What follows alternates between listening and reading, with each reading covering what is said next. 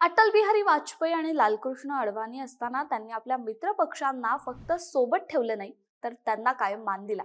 आज महाराष्ट्रात नाही तर पंजाब, बिहार या छोट्या राज्यांमध्ये भाजप स्थिरावलीये, ती मित्र पक्षांमुळेच.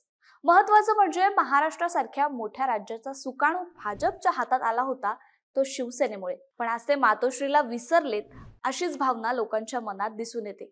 यामुळेच भाजप मित्र पक्षांचा वापर करून फेकून देत असल्याचा आरोप माजी मुख्यमंत्री आणि शिवसेना प्रमुख उद्धव ठाकरे यांनी केला होता. आता तोच आरोप रासपचे नेते महादेव जानकर यांनी देखील केलाय. भाजप छोट्या पक्षांचा वापर करून फेकून देत असल्याचं जानकर म्हणालेत.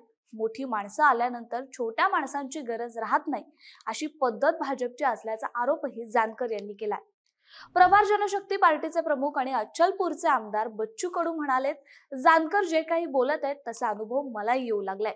एखाद्या पक्षाला सोबत घ्यायचं आणि नंतर ठेचून काढायचं असं राजकारण आहे. या दोघांपाठोपाठ सदाभाऊ खोत यांनीही रांग लावत, आम्ही काय बँडवाले आहोत का? लग्न ठरल्यावरच वाजंत्र्याची आठवण कशी आली?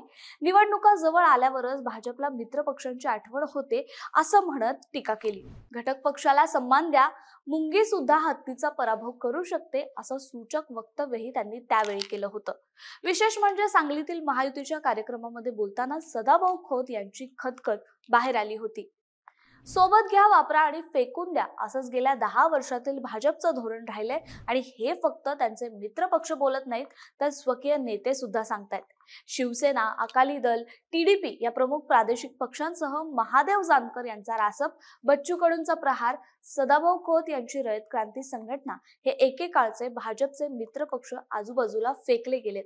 तसंच लालकृष्ण अडवाणी, उमा भारती, यशवंत सिन्हा, शत्रुघ्न सिन्हा यांच्या बरोबर एकनाथ खडसे यांची अवस्था हेची फळ ममत काय तपाला अशी झालीये. सत्ता मिळाल्यानंतर ती अविरतपणे आणि विरोधकांच्या त्रासाशिवाय कशी पुरेपूर उपभोगता येईल असा प्रत्येक राजकीय पक्षाचा प्रयत्न असतो.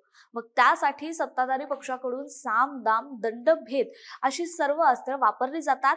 यासाठी कोणताही पक्ष अपवाद नाही. कालपर्यंत काँग्रेस आणि अन्य पक्षांनी या मार्गाचा वापर केला, आता भाजपनेही तोच मार्ग स्वीकारलेला दिसतोय.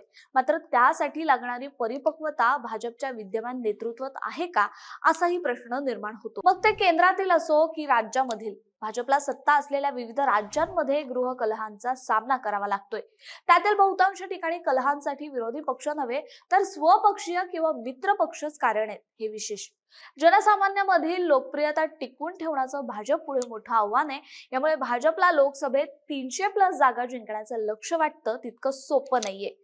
आगामी लोकसभा निवडणुकीसाठी भाजपने बिहार आणि कर्नाटक या 2 राज्यांमध्ये जनता दलाला सोबत घेऊन पुढे जाण्याचा निर्णय घेतलाय. शिवाय महाराष्ट्रात शिंदेची शिवसेना आणि अजितदादांची राष्ट्रवादी काँग्रेस यांना सोबत घेऊन त्यांना 300 जागा पार करू असं वाटत असलं तरी भाजपच्या तोडाफोडीच्या राजकारणाला जनता मात्र कंटाळलेली आहे. फक्त मित्र पक्षांच्याच नाही तर लोकांच्या मनातील नाराजी कुठवर जाते यावर भाजपचा पुढचा प्रवास ठरणार आहे. राजकारणातील प्रत्येक अचूक बातमीचे सर्वात आधी अपडेट्स मिळवण्यासाठी सरकारनामाच्या सर्व सोशल मीडिया प्लॅटफॉर्मला लाईक, फॉलो आणि सबस्क्राईब करा. तसंच सर्व नोटिफिकेशनसाठी बेल आयकॉन प्रेस करायला विसरू नका.